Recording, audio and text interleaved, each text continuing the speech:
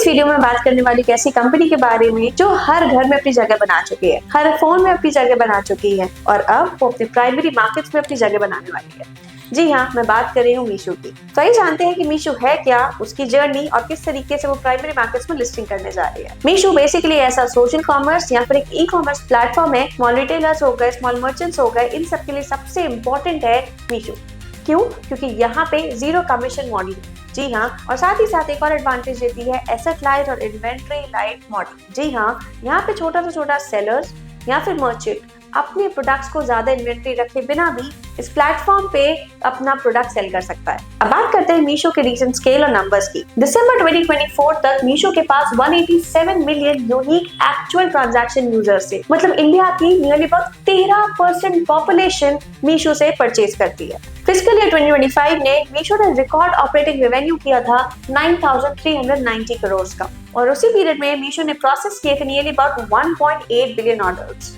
मतलब previous fiscal year से nearly about 37% का ईयर नियर बेसिस पे जंप। और जो क्वार्टर एंड हुआ जून 2025 में, उसमें मीशो की जो ऑर्डर वैल्यू थी वाज पर्टिकुलरली वेरी स्ट्रॉन्ग। मतलब 561 मिलियन ऑर्डर्स, मतलब कि 50% का जंप ईयर नियर बेसिस पे। अब बात करते हैं मीशो के बिजनेस मॉडल और स्ट्रैटेजी की। मीशो का एक इंपॉर्टेंट फीचर जो उसको और शॉपिंग ऐप से काफी अलग बनाता है वो है उसकी मास मार्केट प्लस वैल्यू, और सबसे ज्यादा इंपॉर्टेंट है अफोर्डेबिलिटी। क्योंकि यहाँ पे मीशो जीरो कमीशन मॉडल पे काम करता है। मतलब कंज्यूमर्स के लिए प्राइसिंग कम है तो मतलब स्केल भी ज्यादा होगा।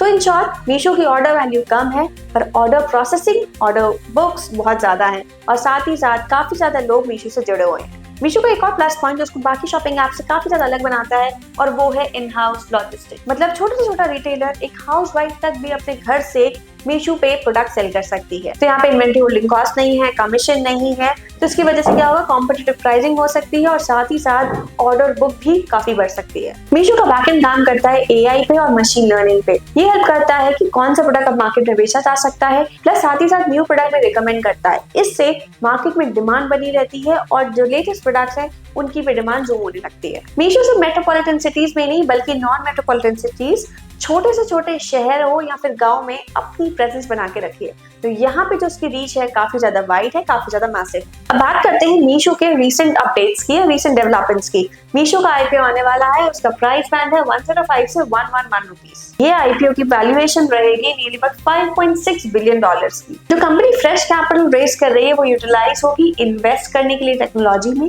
स्केल करेगी अपने ऑपरेशंस को और साथ ही साथ अपना इंफ्रास्ट्रक्चर को एक्सपैंड करेगी। तो यहाँ पे 3 एरियाज पे सबसे ज्यादा फोकस होने वाला है मीशो का, that is AI, marketing and logistics. और यही 3 पिलर्स मीशो को सबसे ज्यादा प्रॉफिटेबल बनाता है। According to a brokerage report by CLSA, जो मीशो का ग्रॉस मर्चेंडाइज वैल्यू है, मतलब GMV है, उसमें जो रन रेट है वो रीच हो गया था nearly about 6.2 billion dollars for the financial year 2025। According to CLSA, जो प्रोजेक्शंस है by the year financial year 2031, उसके अकॉर्डिंग नियरली अबाउट 26% का कंपाउंडेड एनुअल ग्रोथ रेट हो सकता है फॉर मीशो। अब बात करते हैं कि मीशो अपनी कॉम्पिटिटर्स से अलग कैसे है, मतलब मीशो की एग्जैक्ट स्ट्रेंथ क्या है। सबसे ज्यादा वैल्यूएबल स्ट्रेंथ है मीशो की उसकी रीच। जी हाँ, मीशो छोटे से छोटे शहर हो चाहे वो गांव हो, तो टियर 2 सिटीज और टियर 3 सिटीज में भी अपनी प्रेजेंस को बना के रखा है। प्लस मीशो फोकस करती है प्राइस कॉन्शियस कंज्यूमर्स में, जो कि इंडिया का अब तक का अंडर सर्व मार्केट है। तो जो अब तक नहीं हुआ वो मीशो कर रही है और उसकी वजह से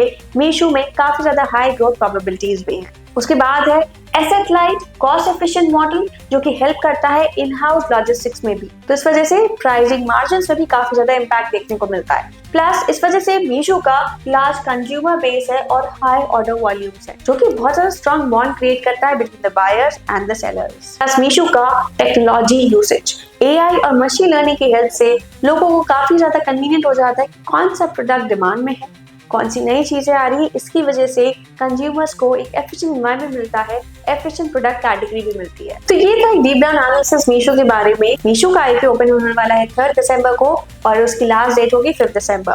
प्राइस बैंड रहेगा 105 से 111 रुपीज पर शेयर और लॉट साइज रहेगा 135 शेयर्स। तो क्या आप इस आईपीओ में अप्लाई करने वाले हैं या नहीं, कमेंट्स में जरूर बताइए।